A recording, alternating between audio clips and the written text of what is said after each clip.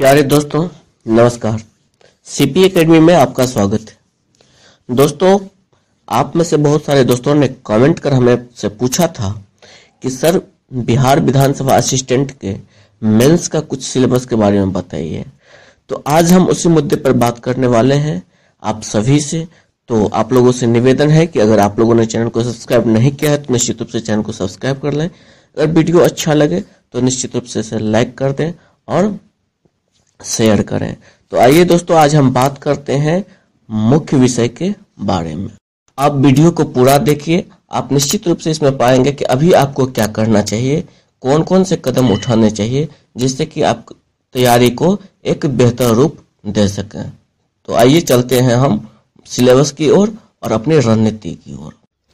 दोस्तों, हमारे पास ये आपका नोटिफिकेशन है, यह बिहार विधानसभा के असिस्टेंट के मेंस का। यहाँ देखिए पूरी सिलेबस दिया हुआ है और इसमें स्पष्ट लिखा हुआ है, या आप भी जानते ही हैं कि अभी तक इस मेंस की कोई सिलेबस नहीं है। यहाँ स्पष्ट लिखा हुआ है कि प्रारंभिक परीक्षा में सफल अभ्यर्थियों से मुख्य परीक्षा है तो अलग से आवेदन पत्र भरवाया जाएगा, जिसमें सफल अभ्यर्थियों द्वारा निर्धारित अवधि में परीक्षा शुल्क विहित प्रक्रिया से जमा करना होगा। यह परीक्षा वर्णनात्मक होगा और मुख्य परीक्षा है तो अलग से विज्ञापन प्रकाशित किया जाएगा। कहने का मतलब है कि मुख्य परीक्षा के लिए अभी तक कोई सिलेबस नहीं है, तो बात तो यहीं समाप्त हो जाती है। हम इसमें कुछ नहीं कर सकते हैं, यह हमारी मजबूरी है। तो अभी हम इंतजार करें, वही बेहतर रहेगा मेंस के लिए और सिलेबस के लिए। हाँ, अभी अगर आप कट ऑफ के नज़दीक आ रहे हैं तो आप हाथ पर हाथ धरे हुए बैठे नहीं रह सकते हैं, क्योंकि सीट कम है, अर्थात कलाकाट प्रतिस्पर्धा है।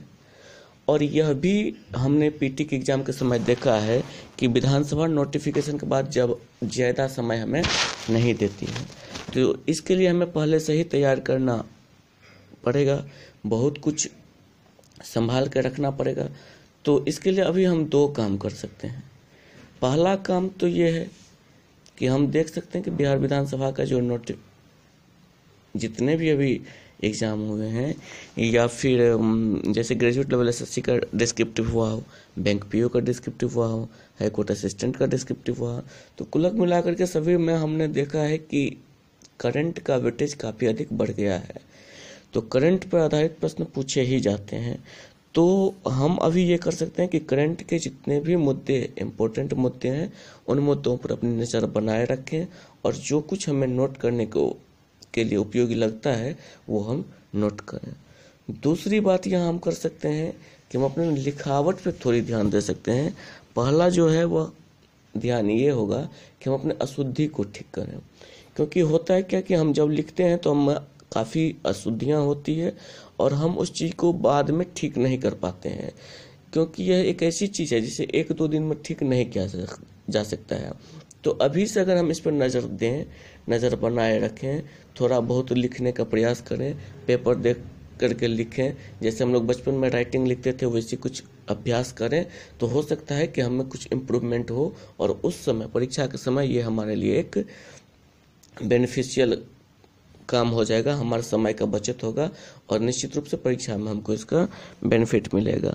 तो मैं यही दो सलाह दूंगा आपको कि एक तो करंट पर नज़र बनाए रखिए और दूसरी चीज़ होता है कि आप अपने अशुद्धि पर ध्यान दीजिए। बाकी चीज़ें सिलेबस आती है, फिर हम देखते हैं। सिलेबस डिस्क्रिप्टिव है, इसीलिए मैं उम्मीद करता हूँ कि मैं इसमें आपको काफ़ी मदद कर पाऊँगा, लेकिन जब तक सिलेबस नहीं देखता तो उसमें कुछ कहा नहीं जा सकता है।